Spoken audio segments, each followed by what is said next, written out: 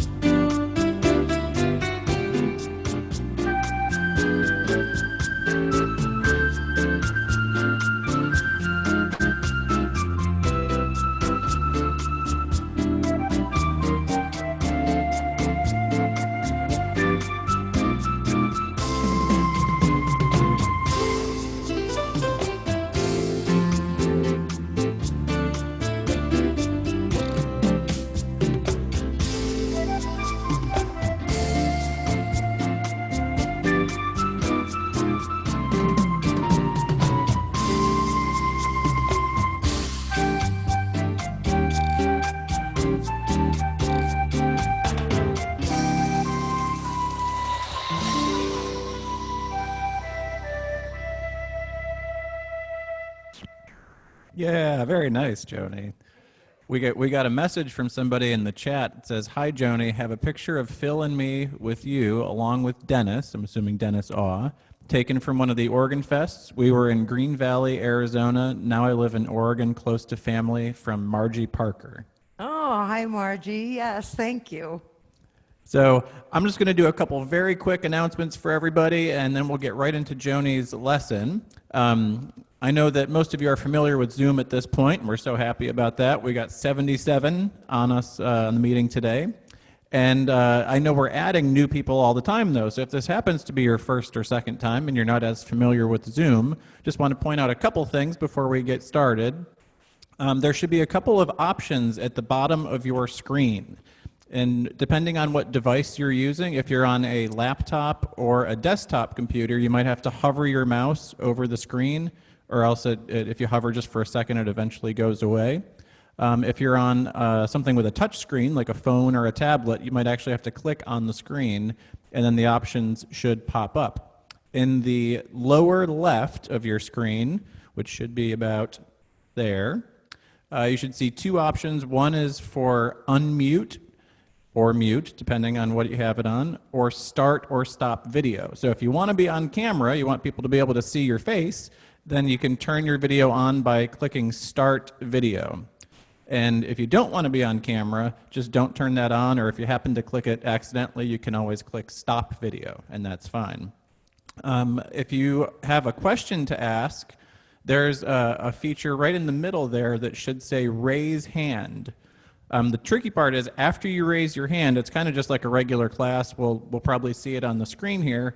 And then as soon as we get a chance to answer it, I will unmute you, but then you will also have to click the unmute, which is in that lower left. So if we say you need to unmute so we can hear you, that's what you need to click, the lower left unmute button, and then you can ask your question to Joanie. Other than that, I see a couple people have already found the chat feature, so if you can't raise your hand for whatever reason, there is also a chat. Just keep in mind that by default, your messages will go to everybody in the chat unless you click on somebody who, click on somebody's name specifically. So if you have a question or comment that's for everybody, just feel free to send that, or if you have a specific message for somebody, you can click on their name. Other than that, I think that covers just about anything. If you do have any questions, make sure you raise your hand. Looks like Dee Dee has her hand raised. Dee Dee, do you have a question? Oh, oops, you went away. Maybe not. But anyway, that was the raise hand feature. So if anybody saw that blue hand pop up, that's how you raise your hand. And if you can't do that, as Sean used to say, you just wave your hand around like that, and hopefully one of us will see you and we'll answer your question that way. So I think that about covers it. I'm going to turn it back over to Joanie. So Joanie, take it away. Thank you, Brian. Hey, great to see everyone. I'm seeing people who actually can't see anyone right now because I'm looking at the camera, but I saw earlier people who I haven't seen in a very long time. So it's great to see you, and it's great to be here. Thanks for having me. I'm going to start out the first segment with a little bit of an educational tool for you. It's one that I swear by, one that I promise you will make a difference. And if you do it and take the challenge, it will take your whole playing to the next level. So I'm really excited about that. So that's the first. We're going to do educational, and I'm going to also feature two features in that as well. And then the second segment will go into another feature and the why, when, and where of using it. So the first thing I want to talk about is muscle memory. Perhaps you've heard of it, perhaps you haven't. I've worked with people for years and years, and there's one deciding factor that makes a difference in people's playings. Number one, our chords are very important. Number two is the independence of your left hand is superior importance to everything. Because if your left hand is independent, then all you do is you get to play and enjoy the melody of the song you would sing. And you don't have to be concerned with your left hand because it's totally independent. Now, I've seen people who develop muscle memory when they've just been playing 4 weeks. Doesn't matter if you've been playing 4 months. It doesn't matter if you've been playing 4 years. And I've met people who have been playing for 14 years and maybe don't have that muscle memory. And once you get that, life is a lot easier. There is no coordination issues of the left hand and the right if you have the muscle memory. So I'm going to give you some steps on how to gain that. The most important thing about the left hand is at one point in time, you have to teach yourself not to look at your left hand. It has to be independent and function, and it's very easy to do that. I'm going to give you some steps and tell you if you do these steps 4 times a day, maybe play through, we're just going to talk about the left hand now. So maybe play through 2 or 3 songs after or before breakfast, after or before lunch, after or before dinner, and then again before you retire for the evening. If you do this, I promise you that in 5 to 7 days, you will have muscle memory. And the more you gain of the muscle memory, the better it gets. But one of the things we have to discuss, because we're all human, most of us are peekers. That means we peek. We look at our left hand from time to time. Some people look all the time. And the disadvantage of that is when you look at your left hand, you have to then go back up to your music. When you go back up to your music, you've lost your place. And when you finally find your place, you muddle through playing the rest until you have to stop again and then go back up. And when you get to the end of the song, you're discouraged, which is totally normal. And the discouragement is because you weren't able to keep going with that left hand. The right hand, you know the melody, it finds its way. Every day that you play, you learn the keys better, who's where and next to whom. That's not a problem. And that's the fun part. The muscle memory makes you independent, so you don't have to be concerned with that. So if you are a peeker, as I call it, and most of you are, then the solution is when you do this little exercise I'm going to give you, you need to take your right hand with a piece of paper, and you need to cover your left hand so that you cannot see the chords that you're playing except to look in the window, and the window will tell you what chords you're playing. So the first thing about the muscle memory that we want to do is we want to turn on the easy button. There's not going to be any rhythm involved right now. All we're going to do is the left hand to whatever song you want to learn. First of all, we need to know if you're playing 1 and 2 finger chords, easy play chords, then your pinky is on C, that is finger number 5. You need to know your finger numbers. 5 on C, your pointer, finger number 2, is on F, and your thumb is on G, that's finger number 1. And you stay in that position and you do not change it. So you learn going back and forth, play whatever song you want to play, just the left hand, and we're just going to play it with the easy button, and it's going to sound like this.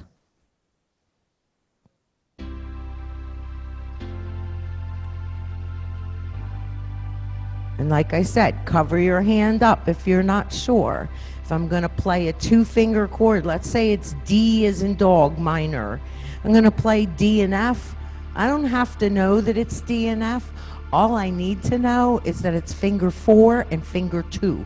And when they both go down, it gives me a D minor. If I play G7, I just need to know that it's finger 2 and 1 together. F and G together gets me G7. And just do that for 2 or 3 songs. And that's all you do. Don't put it with a rhythm. Don't do anything else. Now, the only time we back up from that position, if you're easy play, is when we want to play a B flat chord. We back up our pinky to B flat because the rest of my hand position is still in place. So my thumb is still on G. And when I'm finished with the B flat, I slide right back. Now, those of you who are a little more advanced and you're playing full chords, meaning 3 and 4 note chords, the question is, yeah, well, what about me? Well, full chords, 3 and 4 note chords, we keep our position between F and F, that octave. And so all of our chords fit into that. So if I'm going to play, there's very little movement. So I'm going to play a C chord, a G chord, a D chord, an F chord. But you see, I'm not moving at all. My hand doesn't really move. It just stays in that position. So that's what we do for a person who's playing full chords. And that includes, you know, diminished, whatever, but you're playing a 3-note chord as a 3-note chord and a 4-note chord as a 4-note chord. So you can practice that as well. Like I said, if you've been playing 14 years or more and you're still looking at your left hand, this is going to give you, in 5 to 7 days, you will no longer have to look. And I promise that as the challenge. The second thing we want to do, the next time you go through it, and it's only 5 to 7 days, you're going to have to commit to this, is that you want to now to make it interesting. Because I know when people say, well, you need to practice your left hand and then you need to practice your right hand, that's not really that fun.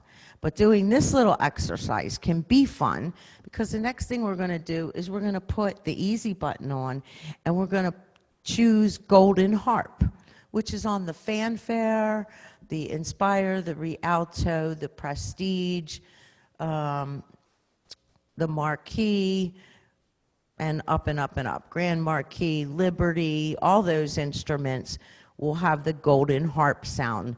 And you turn that on, and then you're going to select your pattern. So I'm going to select my up and down. This is just to create something different while you're practicing this muscle memory activity. It makes a difference in the background, so it makes it interesting for the player. So I have up and down now, Golden Harp, and I'm going to do those chords. I'm going to demonstrate it with easy play at the moment. So now I'm hearing something different, so it doesn't make playing those chords over and over boring, and we don't want it to be boring. The next time you do it, choose a different one. I'm going to select Virtuoso, which is a different pattern, but it'll keep it interesting for me. I'm still not playing the right hand. I'm only practicing those left hand chords to whatever song you want it to be.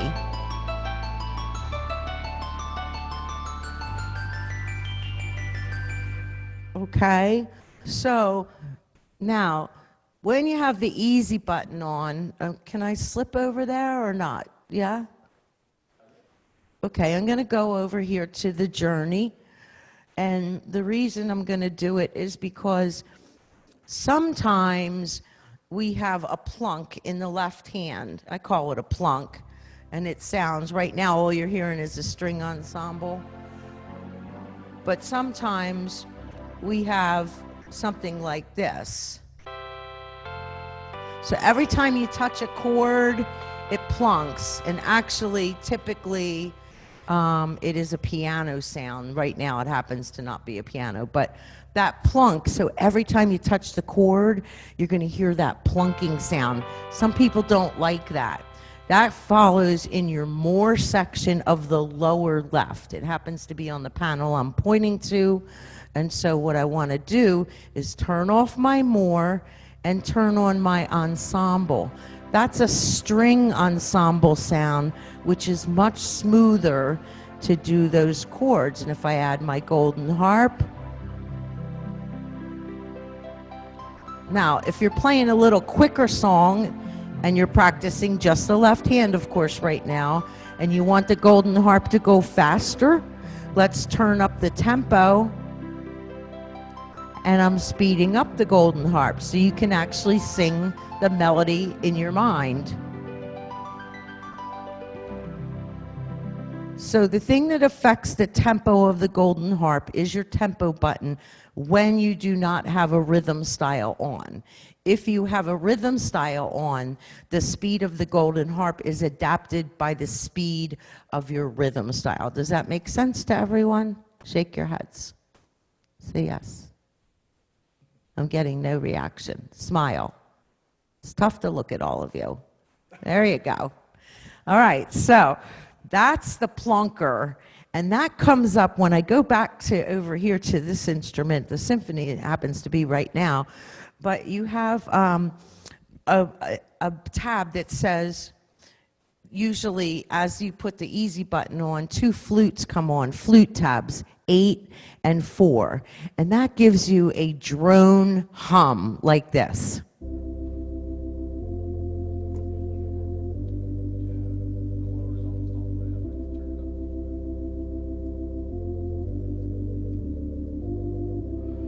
That's a drone hum to me. I don't really like that hum. So what I'm going to do is I'm going to turn off my flute tabs, the 4 and 2, and just go right next to it to my string tabs, 8 and 4. Now you're going to hear a real smooth sound of chords.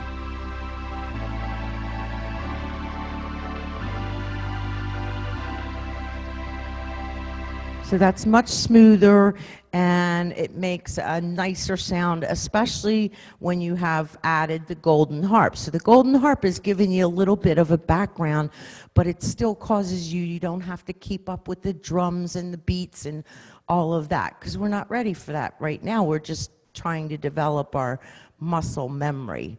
So then, after you've chosen a pattern two of golden harp, change your tempo so it meets whatever song in your mind you're trying to play, or follow along in the book, whichever ones you want to play, and play that. And you're going to do that four times a day, maybe 5 if you can. This has nothing to do with your other playing. So you play all the music in the daytime that you want to play. This is just if you want to take that challenge of developing your muscle memory and make that left hand independent within 5 to 7 days. And if you need some help with it, I would encourage you to see your personal assistant, get in touch with a staff member, and they can help you to do that. I mentioned backing up to the B flat for the B flat chord. When we play G minor, a lot of people try to shift their hand and go up to G minor, which takes our whole hand out of position, and it's quite awkward. If you keep your thumb on G, which is where it always is as an easy play player, and back up to B flat, there's my G minor. When I'm finished with G minor, I slide my hand right back into its position, and I didn't lose my position. So I think that's really, really important. So I want to pause right here before we go on for one more step and see if anyone has any comments or questions.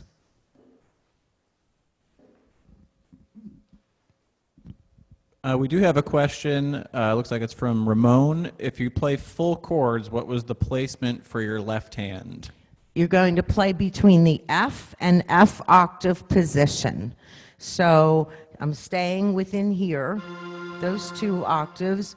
And so here's my C chord, my G chord, my D chord, my A chord, and I never have to move my hand around. Does that make sense to you, Ramon?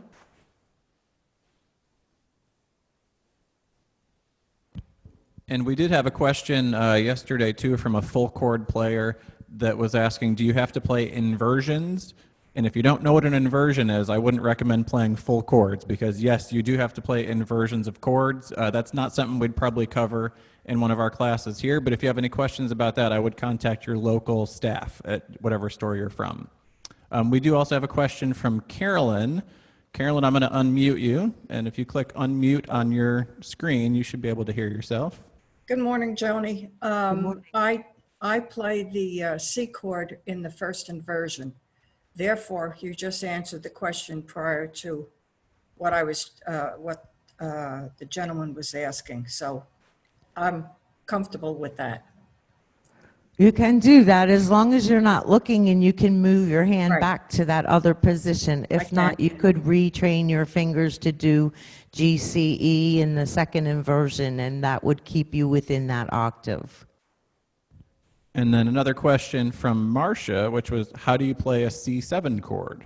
So maybe we could just show that on Well, the sure. The on way easy I play a C7 chord, I'm assuming you're asking for full chords, yes? Okay, so G, C, I'm going to play G, B flat, C, E. So that's my C7 right there. I'm still within my F and F octave. And it'll probably resolve to an F chord, so I just slip my fingers down. Another thing about full chord players, and I didn't mention this yesterday, but full chord players, if you have common notes between two chords, the common notes you don't have to pick up. They can stay down and move your other hand. For instance, if I'm going from a C chord, an A minor chord, to a D7, the A and C are my common notes. They're already down. So all I'm doing is picking up my E and moving my pinky to F sharp and adding my thumb to D. So only 2 fingers out of 4 had to move, which is spectacular that you don't have to shift your hand around. So that becomes really, really helpful for full chord players.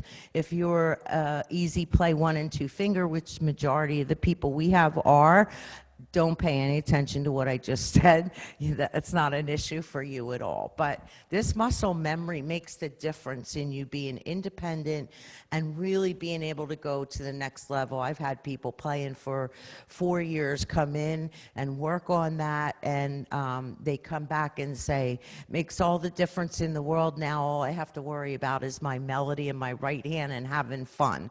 So I really invite you to take the challenge. And the last step of this segment is to go and choose a rhythm style to suit the song you're going to play. And turn on the rhythm style. Let's see, I'm just going to go to an easy waltz for now. And if I was going to play, for instance, the Sweethearts Tree, I'm in easy play position, and all I'm going to do is practice the chords to it. I'm going to sing the song in my head, but I'm not using my right hand, just using my left.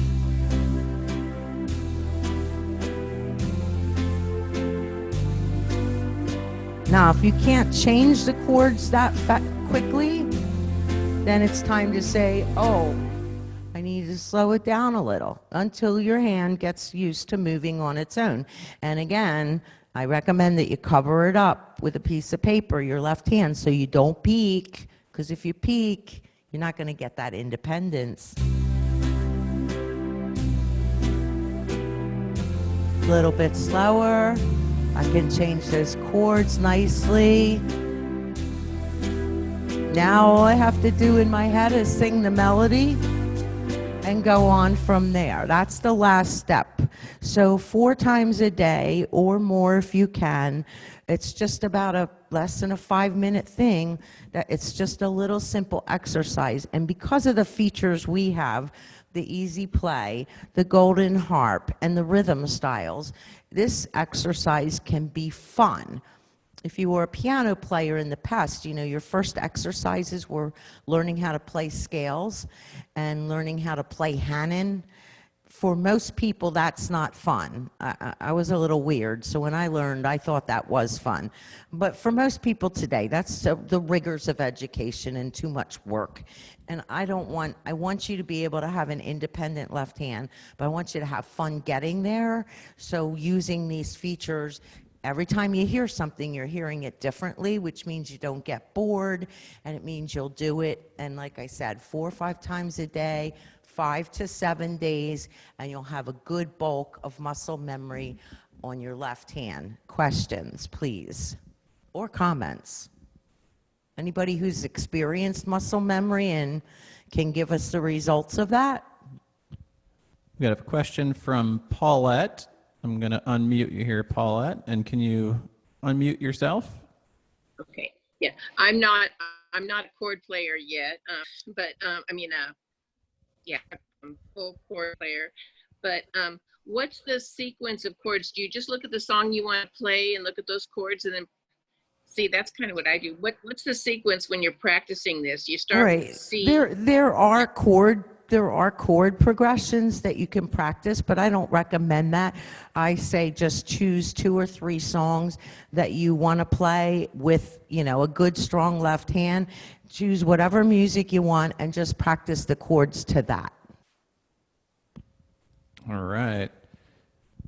Anybody else have any questions or comments? I think yesterday, Joni, you mentioned if anybody had a story to share about overcoming this kind of muscle memory If you thing. have overcome and gotten to muscle memory, we'd love to hear it because I'm so convinced, I'm totally convinced in my career that that makes the difference in people not being frustrated. Music is mental. So if you get frustrated and you're losing your place, you get discouraged, and then in the back of your mind, even if it's subconscious, you say to yourself, I'm never going to be able to do this. And that's not the case. We just have to get a few skill sets that will make you, independent from quote unquote coordination. It's not a coordination issue, it's an independent issue. And I believe that everyone can do that. You just have to develop it. So I'm asking you to take my challenge. I really want you to do it. I'm only asking for 5 to 7 days out of your life, about 5 minutes a day for each segment, and then I'd love to hear your results because I really believe it'll make a big difference. Comments or stories? We have another question or comment from Sharon. Sharon, you're unmuted. What's your question? I don't really have a question, but I'm left-handed, so I've never found this to be a problem. I think that's, a lot of people that are left-handed should be able to do those chords very easily. I didn't catch the first part. Your left hand has what? I am left-handed, and so therefore I don't have as much problem doing the chords. And I think people that are left-handed should be able to do the chords really well. In my career, I've seen that that's been true, and I've also seen that that's not always the case, because when they're coordinating new things between, like a new career, like musical adventure that you're doing, sometimes the left-hand strength, because you are left-handed, doesn't necessarily flow over to this particular hobby. So if you feel you have a real strong left hand because you're left-handed, that's great. Another fact, just a fun fact for you, is that accordion players have monster right hands. Their right hands are amazing because they played accordion, their fingers are very fast, and so they have a right hand advantage. So I'm not sure if there's an advantage to either one, but if you feel you have an advantage, you're more than 50% of the way there. Just thinking, I'm independent. That's great. Thank you. So I see we have a few more questions. We'll probably take one more, and then we're going to move on to Joni's next part here. But we may come back at the end. Let's see. We got looks like Rich. Do you have a question? Yes. Joni, quick. Well, unfortunately, I'm left-handed, but I'm not that proficient with chords. My question is, if I'm looking at a song and it has, you said to go, you use if it's in the key of F, your pinky and your thumb are going to be first on the number 1 and the number 5 fingers for that chord. Now, if I have a chord of C, if it starts, do I use C and an octave higher C for my placement of fingers? If you have a C chord, you're going to use your pinky on C. Okay, that was the question. Okay, because I use inverted chords. So Are you playing easy play chords? no, 3 and 4 finger. Oh, 3 and 4. Well, Yeah. no, then I play G, C, E.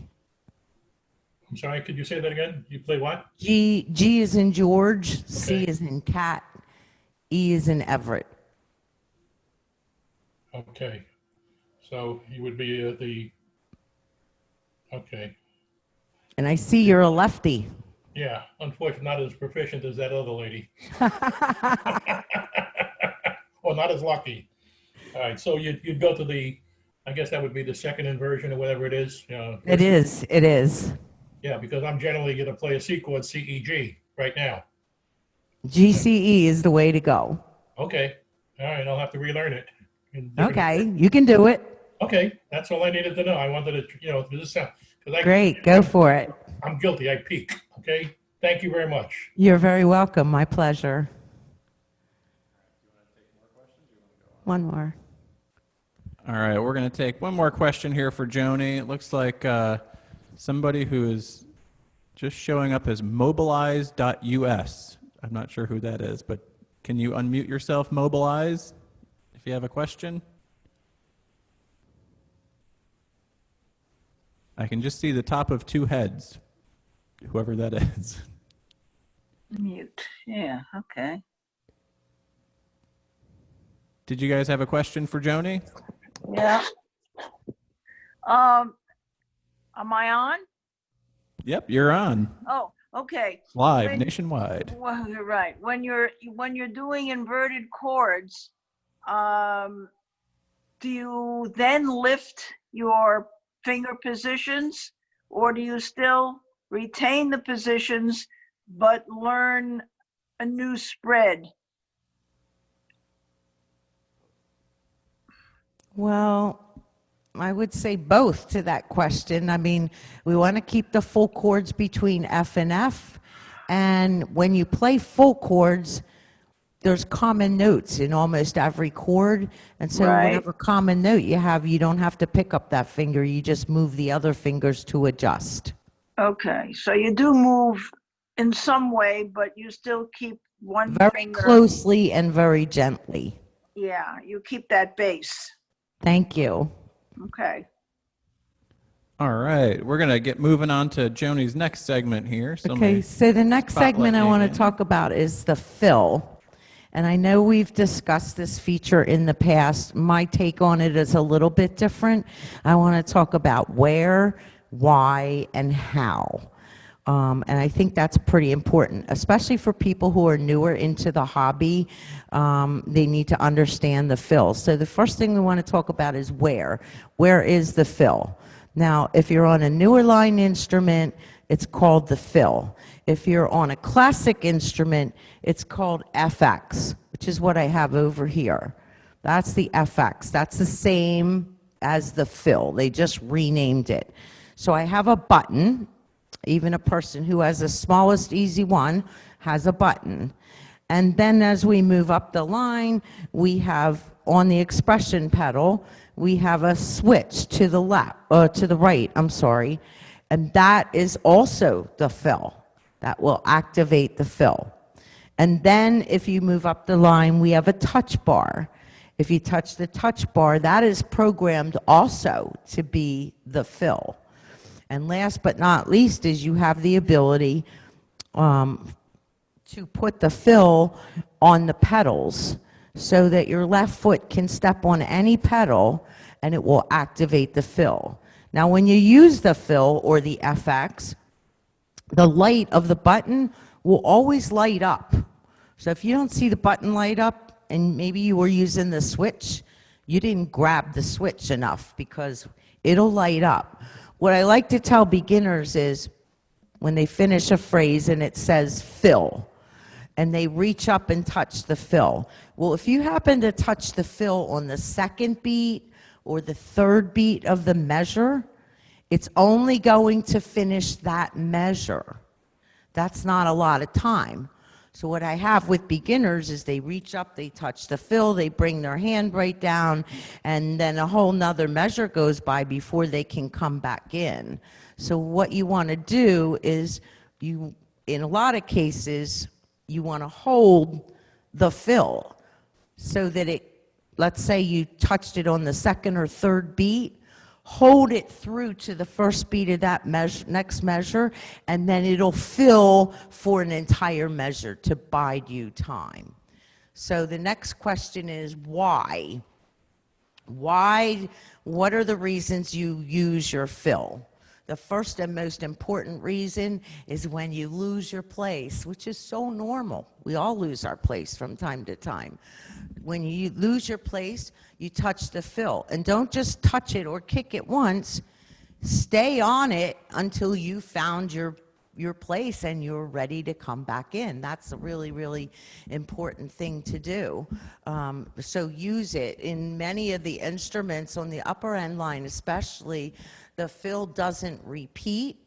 It actually has various measures of a different drummer part or orchestral part, and so it's a different pattern instead of a reoccurring. If you're on a small introductory instrument, the fill is going to be probably one measure's width and then repeat. But either way, it's a great opportunity to bide your time if you lose your place. The second thing is you're looking on the screen right now for screen sharing is when you're going to turn a page.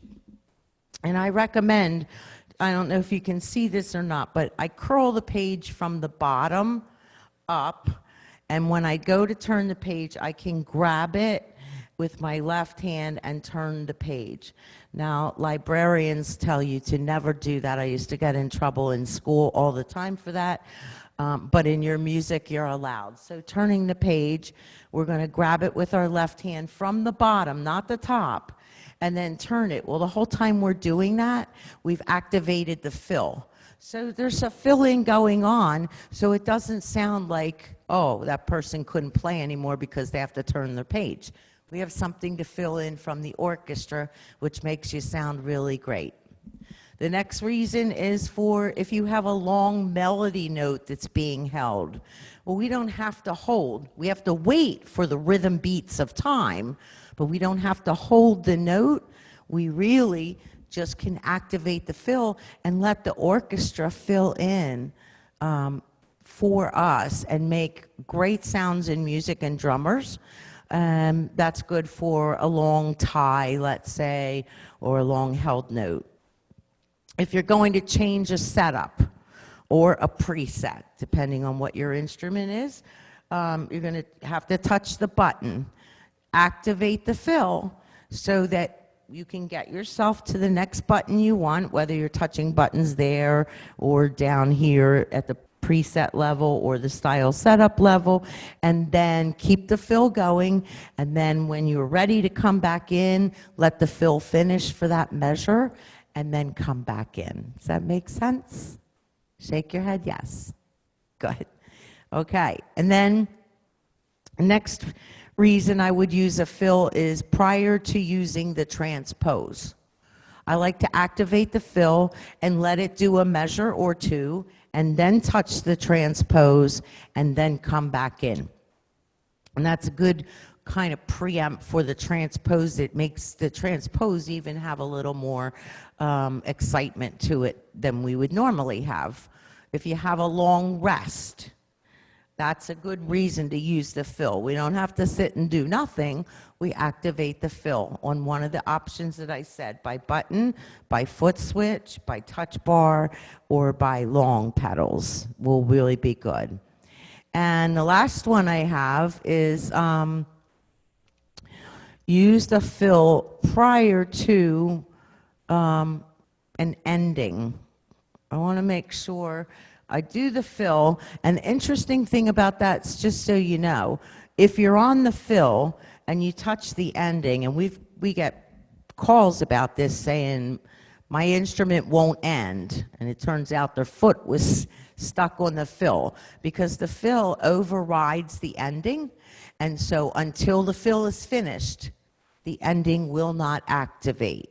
But I like to use it and give myself kind of one measure or two, and then get off the fill, and then immediately the ending comes back in and activates the ending itself. Yeah, let's do a little bit of it. So, let's see here. What should we do? All right, let's go here. So I'm on Trios Romanticos, and I'm going to touch my touch bar because I have one.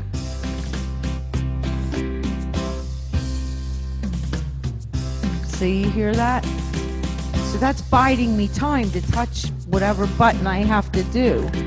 Now, let's say I want to do my ending, but I'm going to keep the fill going. So my ending's not activated yet. When I let go of it, there goes my ending.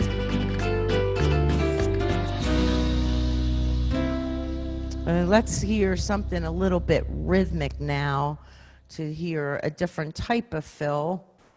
Let's see. Okay, here's my fill.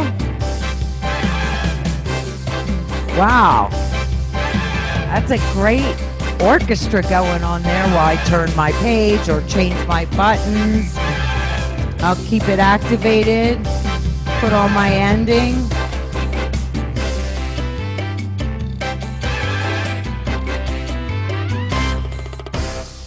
So the things I've been speaking about really require no skill set whatsoever. It's just a matter of when to use it.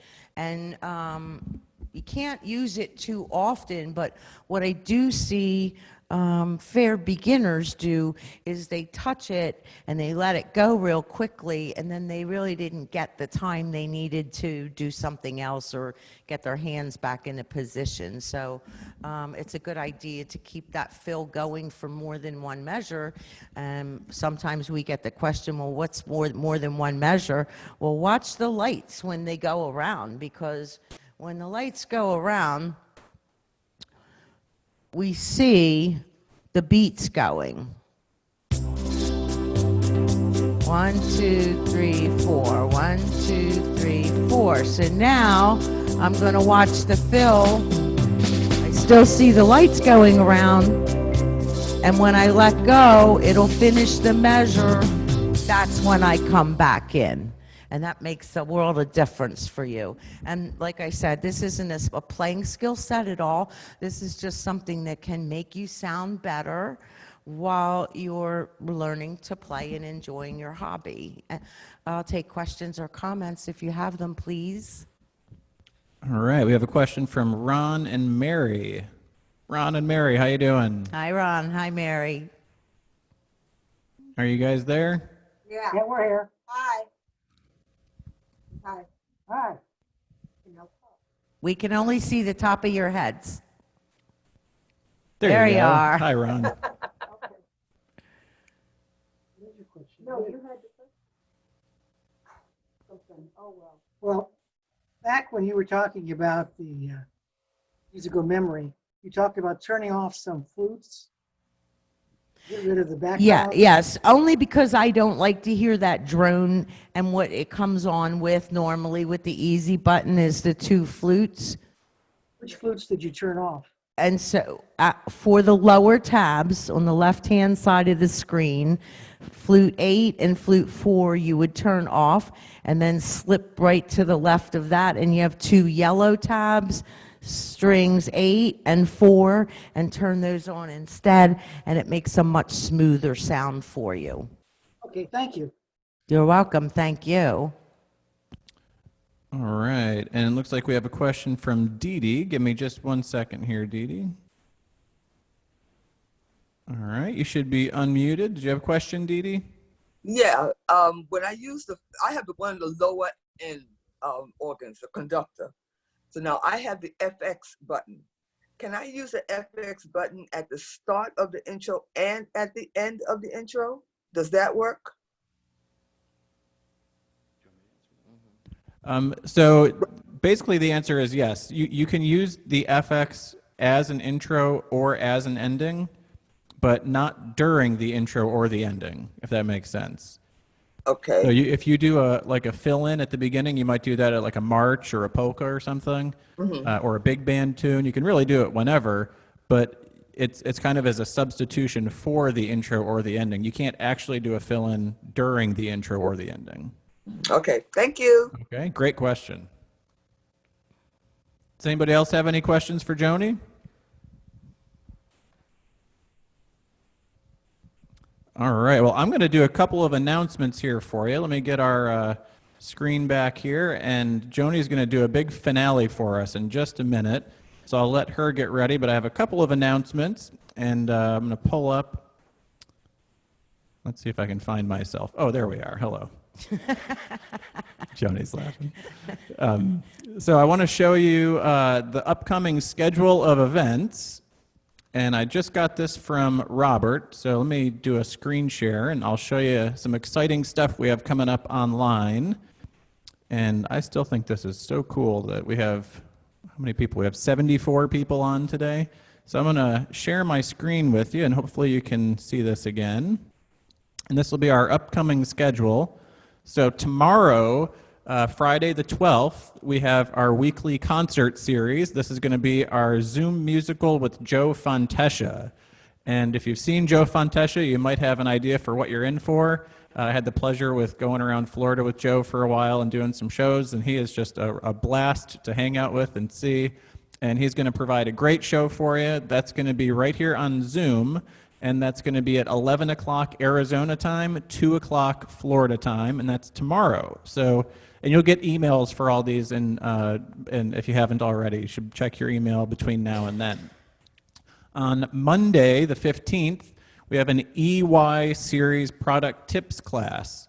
So we've been doing some product-specific classes. So if you have a Rialto, Inspire, Journey, or Fanfare, make sure you come to that, because this is specifically for those instruments. And that's going to be at 10 o'clock Arizona time, 1 o'clock Florida time, and that's Monday the 15th. I don't know if this will apply for anybody here, but if you're a brand new person for us, or if you'd like to review some of the beginning stuff, we are going to be offering a conductor magic class, which, as you probably know, some of you started there, I'm sure. That is our beginning class. So if you just want the absolute basics as a review or for the first time, this is something we're going to be starting on Wednesday the 17th.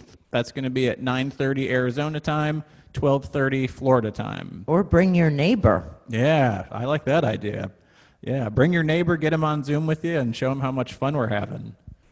And then next Wednesday and Thursday, so in the spot that that Joanie has taught this week, we're going to have Joe Fontesha back, and he's going to do music tricks to make you sound more, what? Professional. Right, that was my Fontesha impression.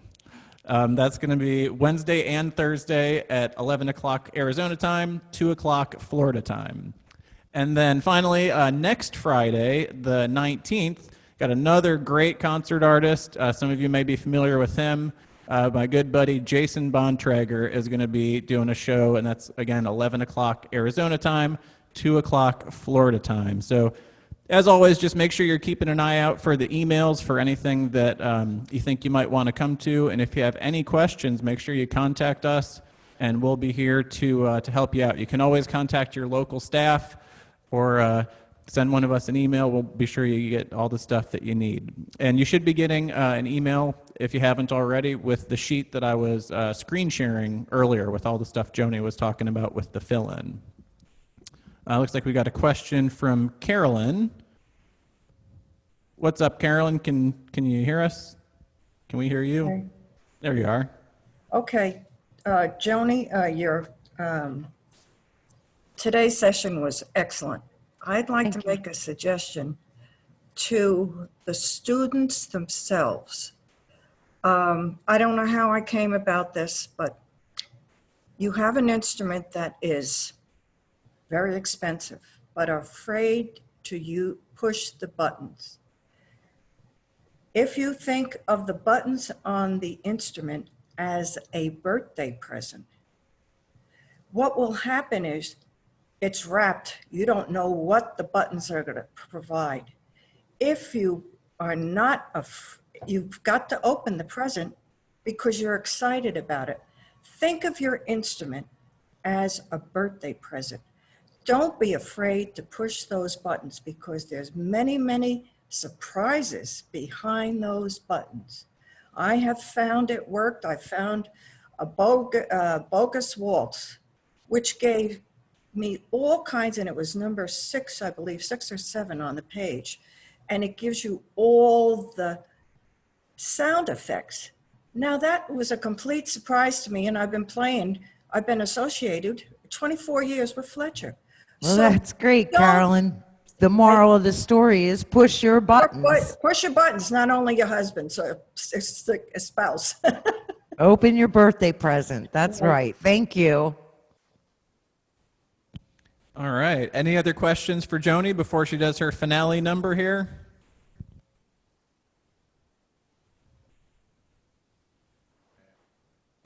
All right. I'm going to let Joanie take it away and play a nice finale for us. And here we go. Okay, well, I want to thank you for having me. It's been a lot of fun, and I hope you picked up a tip or two that will help you. And I'm going to really, really hope and pray that you will take the challenge, the 5 to 7 day challenge, and I promise you it will make a difference, and I'd love to hear your results. So thanks for having me, and I'm going to do a finale of unity. We need unity right now, and the thing that unites us the best is our patriotism.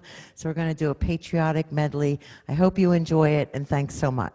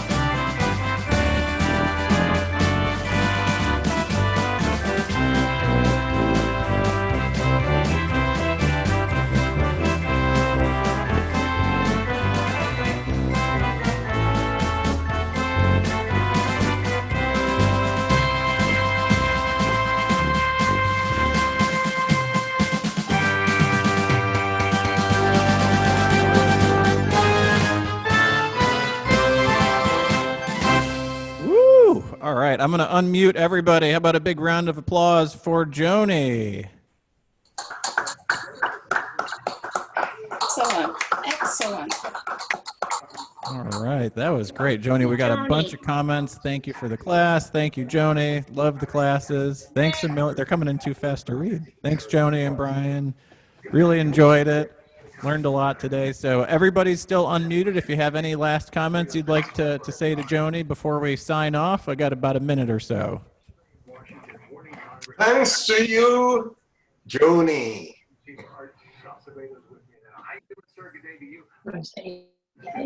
Thanks, Jody. Gonna try that.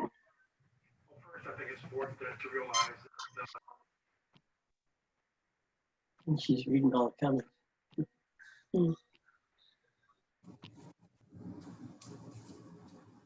Yeah, thanks, Joanie. It's something I never knew about the chords. So I'm going to be practicing it. So thanks so much for that.